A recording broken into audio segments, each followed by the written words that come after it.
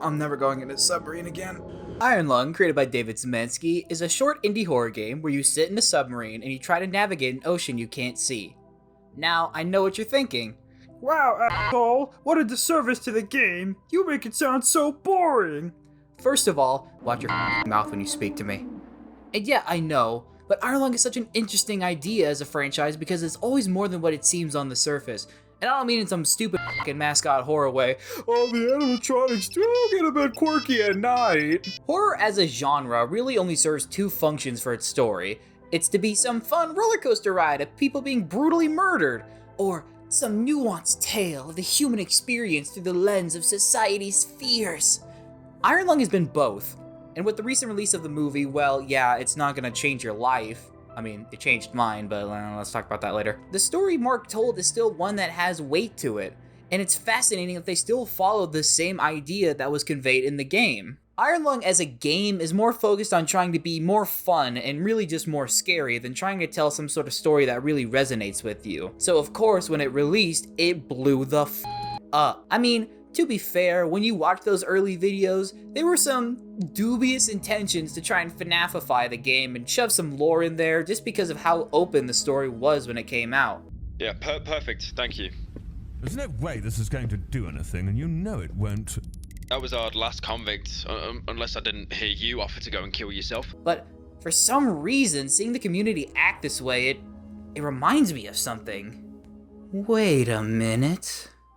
I've played these games before! I mean, let's just look at Doki Doki Literature Club. That also became an overnight sensation just because of watching your favorite Let's Players play the game. But before the release of Doki Doki Plus, with all the extra content, this was just kind of unfortunate for the community because in terms of writing, what really was there for you to connect to?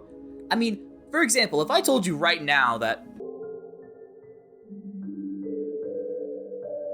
So, if I just told you off the top of my head right now that Mrs. Purplehair stabs herself in the chest 5 times after admitting some pretty f***ed up things that she does while thinking about you, you're probably gonna think, well, you know, that's really f***ed up, but, you know, meh.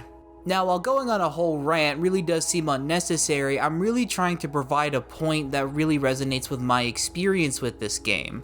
Because I never really took the time to experience Iron Lung for myself because I thought that I had already seen everything through watching other people play it. And listen, I totally get it, that not everybody can afford to play these games or experience them the way that they're meant to be intended. And Let's Plays are totally great for that, and if that's what you have to do, then please do it. Don't let my bitch stop you from enjoying things the way that you want to.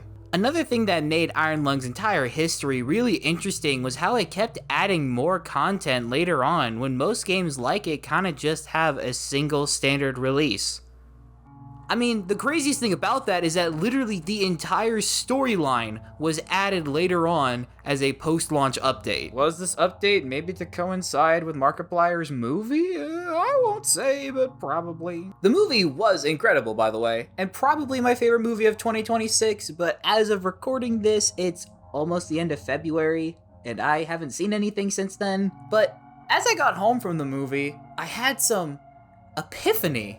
I have got to talk about this! So I revisited the game for the first time in 3 years with not only a new perspective on not only media, but life, and how we as humans change, and the game felt different. I'm a story gamer first and foremost. That's what draws me in. Which is really interesting with video games because they're the only piece of media that doesn't need to have a good story in order to be considered good. Not saying that about Iron Lung, by the way. The original version didn't have any writing at all besides, like, the bare minimum in this note that's just oozing aura. Like, dude, I made this shit my fucking Discord bio. It's so hard. The lore kind of made me addicted to Iron Lung as an IP, just in general. It's my wallpaper on my laptop, my PC, my phone. Like I said, it's in my Discord bio. I saw the movie 6 times in theaters. Hey, maybe one of you could have gone with me one time. That would have been nice.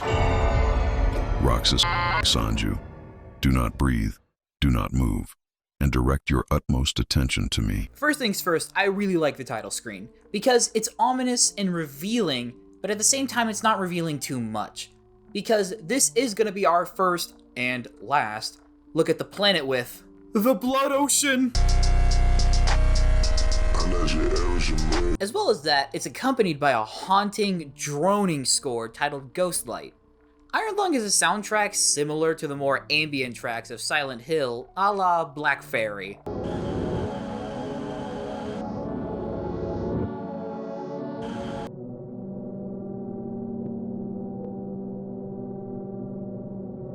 Lots of mysterious noises, except this one sounds a lot less like a playground that'll give you tetanus.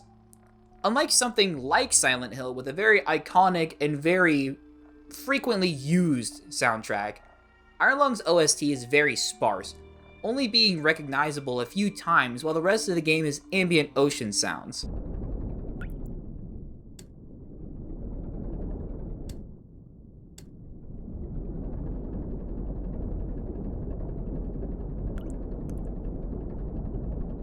After hitting start, the game opens with a passage splayed out amongst the stars. Decades ago, every known star and habitable planet vanished, leaving only those who were on space stations and starships. This event became known as the Quiet Rapture. With supplies dwindling and infrastructure crumbling, survivors are searching for any trace of natural resources in a universe of barren moons, lit by the ghost light of vanished stars. One such moon holds a strange anomaly, an ocean of blood. You are a convict, tasked with exploring this anomaly in a makeshift submarine nicknamed the Iron Lung. It was not designed for this depth, so you'll be welded inside and the forward window will be closed. There is no time for training. If successful, you will earn your freedom. We fade into view of the ship's control deck with no control over the character. We watch the Iron Lung descend deeper into the blood ocean of moon AT5, with a voice playing over the internal speakers. Hello? Wrong game! We are told by the mysterious voice that the window in front of us has to be sealed in order to withstand the pressure this deep in the ocean. And also to watch out for any fires, but I don't think that'll really matter. When we approach the maximum depth, we lose connection to whoever is speaking to us. The console in front of you is the game, in a way. It's hard to explain because, okay, we're in a submarine, right? We can see that. There's walls that we can crash into and game over. So there is space around us, right?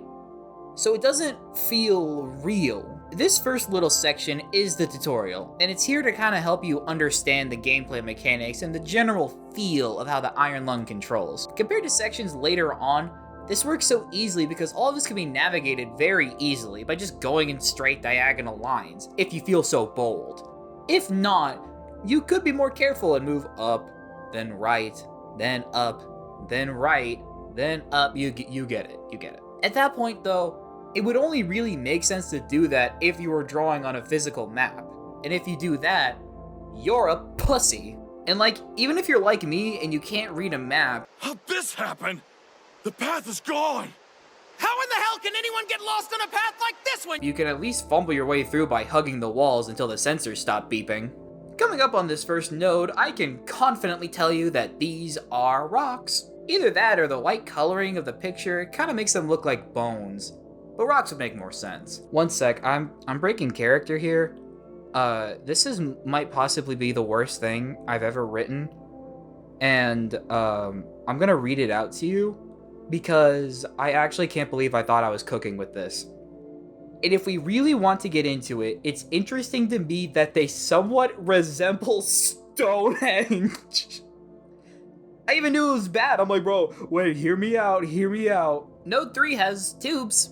It's really hard to tell what these are from what we're given, and even looking at the game files doesn't really help. And I came up with two ideas. They're either worms or plants. It's because they make this weird noise that I can't really pinpoint what it is in my head.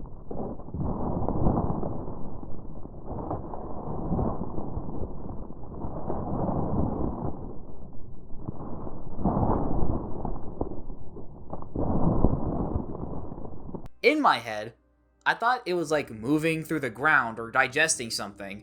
On the one hand, worms make sense in an ecosystem. They need scavengers. So it's not out of the realm of possibility. Either that or what we saw earlier were also bones. It's eating off of those. On the other hand, they could be decomposers or like carnivorous plants, like a fungi or a Venus flytrap. If you think it's a worm, like the video. If you think it's a plant, send me death threats in the comments. These next 3 nodes, I'm gonna refer to them as the batch of pain and agony. Because if 1 through 3 are representing the life and the blood ocean, then 4 through 6 are gonna represent death in the blood ocean. Node 4 is interesting because compared to the last batch of nodes, the difficulty decrease is very noticeable and really strange. Taking the most direct path to number 4, we can see... Oh. Peter? The entity is here. Yeah, who would have guessed? I mean, it's a horror game. I try to be like, ooh and ah and nonchalant. Are we the monster? But at the end of the game, blood doesn't just come out of nowhere. Or does it? I've been looking at this game's lore for like a solid few weeks, and I really don't have a concrete answer for where the blood oceans come from, but I'll get to that. I have something. I have an answer. So aside from the obvious... Those are bones, particularly ribs. And I mean, we could talk about ecology or zoology or animology, who cares? Because look at that. I mean, let's be real with ourselves here. Those are sharp teeth. Those are for tearing and impaling prey. And now suddenly, I'm in the exact middle of the biggest and most open, vulnerable place on the map. And I want to go back to the caves. I want to be literally anywhere else but here. I mean, if it were up to me, I'd leave the ocean. But let's say I even made it to the top.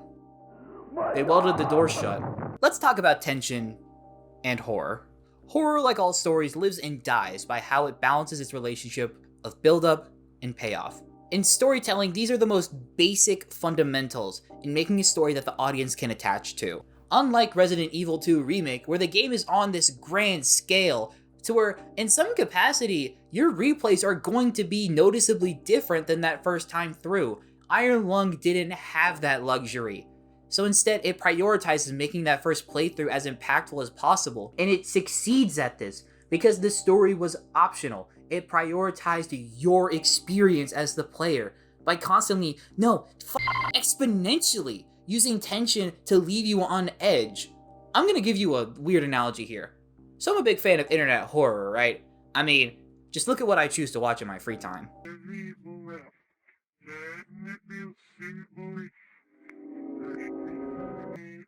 In analog horror, one of my favorite tropes is the hold. When you see the jump scare build, and it just leaves you there for 5, maybe 6 seconds. Sometimes it doesn't even jump scare you, it just wants to fuck with you. Iron Lung does that for an hour. With the jump scares, they don't change in how they're presented to you, it's the same thing, but yet it's scarier the more time that passes. Suddenly, this loud beep that's right in front of you that meant nothing to you about 30 minutes ago is now the most terrifying sound that you do not want to hear. Shut the fuck up! Iron Lung builds and builds and builds, and it builds past this point to where, at a certain point, you know that you will never feel safe again. And I mean, let's just go back. Let's go back to the next node, node 5. It reinforces this by making sure that if there was any thought in your mind that this entity that you just witnessed had any intention of letting you go. I mean, just take a look at the others. So moving on, node 6 lies in this little offshoot on the eastmost point of the map. Interesting, when you enter this little pocket and you get to the exact coordinates, you can see that there's something solid in front of you, like a wall. But that doesn't make sense. I guess we can just take a little picture and see what could... So, you want to hear my theories? Well, firstly, you don't have a choice, this is my video. And second of all, we will get there, but first, I need to establish that the succulent little juicy pieces of lore. What I need to do first is I need to lay out the facts. I need to show you what we do know as a matter of fact. So, in 1992, Mars is the first planet to be colonized off of Earth. They're home to the second largest intergalactic society known as Eden. The largest is the Consolidation of Iron, or the COI. Eden is a pro-naturalism terrorist society as established in the movie, while the COI in the lore is a democratic socialist society powered by the power of the citizens' vote. Since we were in a COI sub in the game, this we know from the terminal. Eden and the COI, for this reason, do not like each other, and have feuded with each other constantly since the Quiet Rapture, an event in where every planet with human life on it vanished, only for moons to begin filling with oceans of blood. Human blood. There are 4 known moons which have blood oceans. Only 2 are named, Z8 and AT5. Each of these 2 societies has the possession of 1 blood ocean, and they're trying to use their resources to try and figure out what's beneath it. Like a Cold War. Tensions between the 2 societies exploded in the Battle of Filament Station, which was the largest man-made space station under the control of the COI.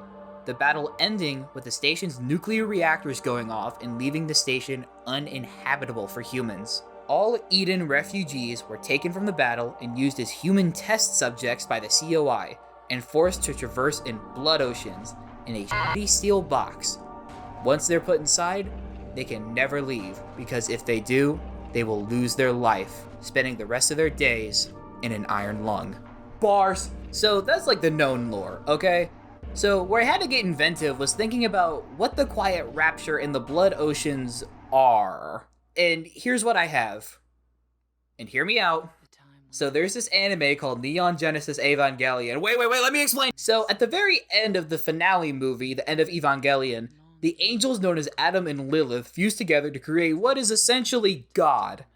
God, through the control of Adam, or Rei Ayanami, listening to the will of the main character Shinji, who wishes to eliminate all pain and loneliness from the world, she in turn initiates human instrumentality, the painless process of turning every living organism into a nice orange goo, creating a singular consciousness. I don't think the blood is a singular consciousness, by the way, but I do think all the living organisms were transmogrified into blood. This was after being blipped out of existence, because in truth, I don't think we'll ever know what happened to the planets that were taken. The red void from the movie gives us maybe an idea, I think. It was really hard to tell because my local movie theater, within 6, count them, 1, 2, 3, 4, 5, 6, times watching the movie, did not fix the audio. What am I giving you $25 a month for, AMC? That thought will have to be re-explored when I do decide to cover the movie. My main reason is the fact that the blood is human blood. Even just on our planet, humans only make up 0.01% of our planet's biomass.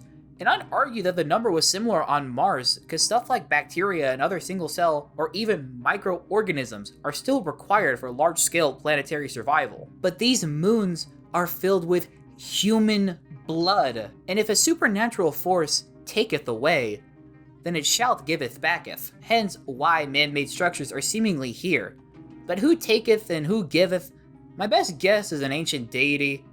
And yeah, I know you're thinking, well, yeah, Roxas, well, like, Eden was a religious society. Well, what makes you think that everything about the game is religious? Oh, you know, the existence of God.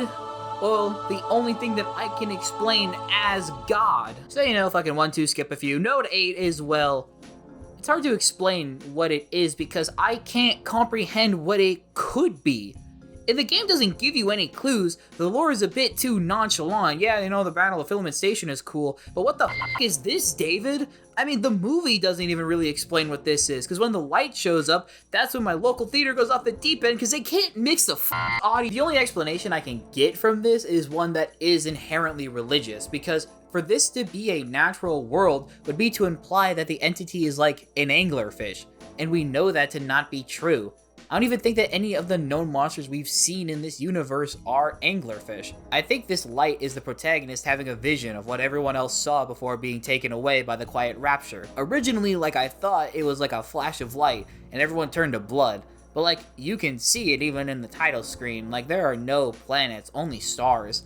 It also doesn't help that after you photograph the quote, anomaly, you enter one of the 3 spots where you're forced to teleport. I don't think that actually means anything, but it is really funny. Also, while we're on religious themes, I don't know where else I can really talk about this thing's existence, but in the most upper right-hand section of the map, a singular monument to a deity unknown just sits there.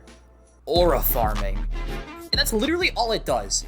The Aura Monument is literally just a cool thing to find so every part of the map has something. I tried to fit it in this somehow, but then when you look at it on the wiki and see it was just an abandoned node, just turned into a cool Easter egg, and then you realize that maybe you're thinking about things at a level that the developer never intended to, and you can even see how pissed I was in my notes. But I think that the purpose it serves is to reinforce the cosmic horror themes, or maybe it's just some pillar of dark evil or...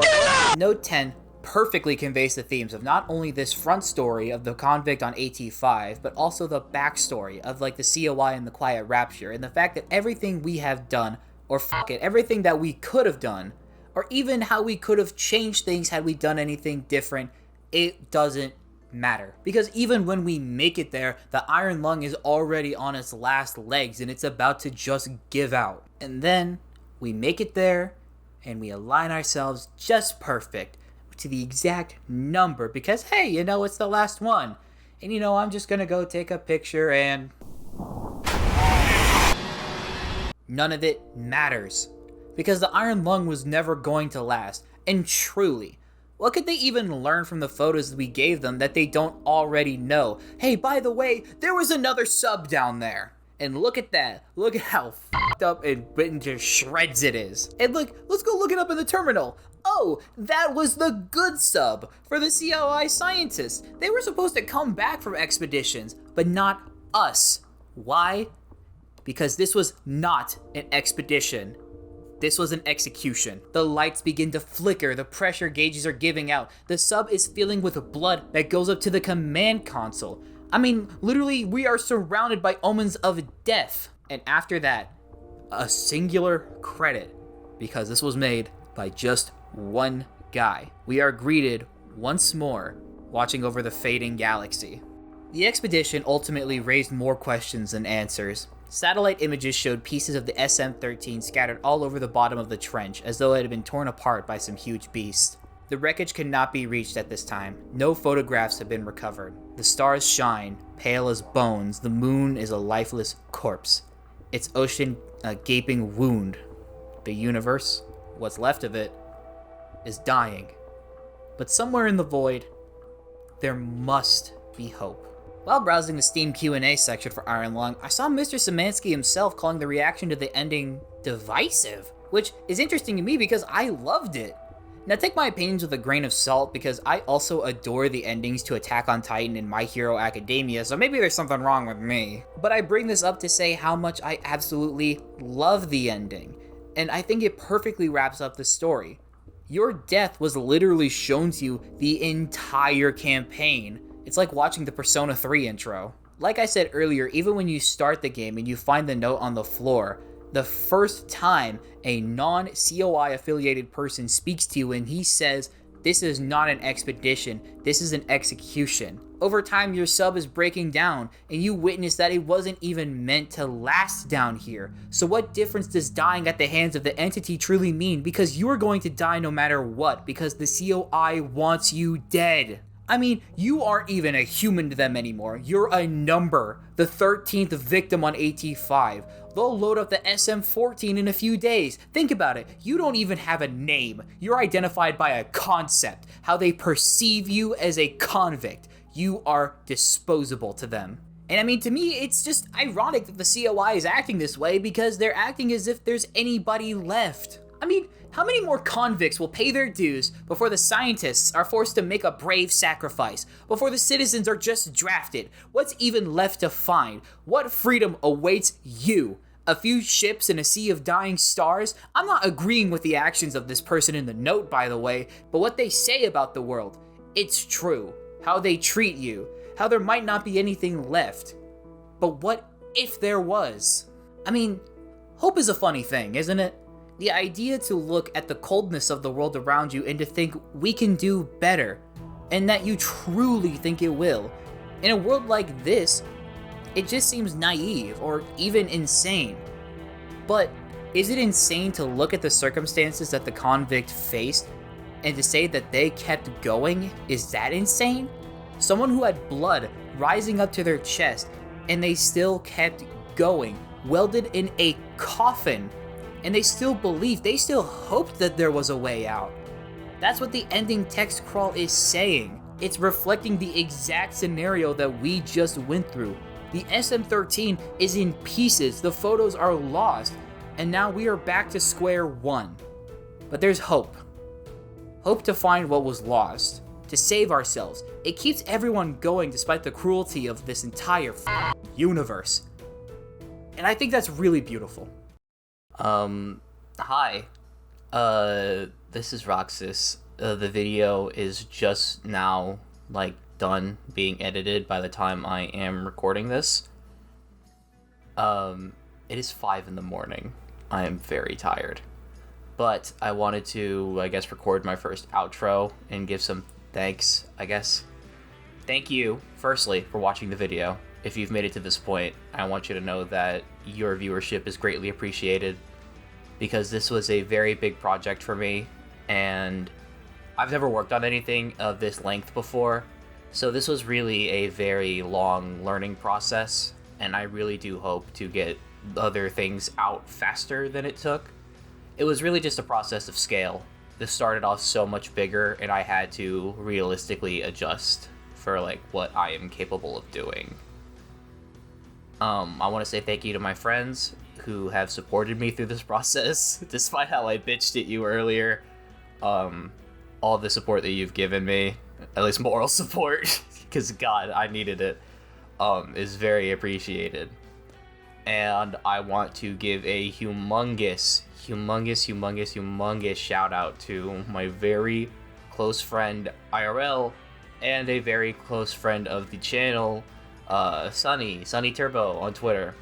He drew all these amazing character sprites that you have seen in the video. He is so incredibly talented and one of the best artists that I know.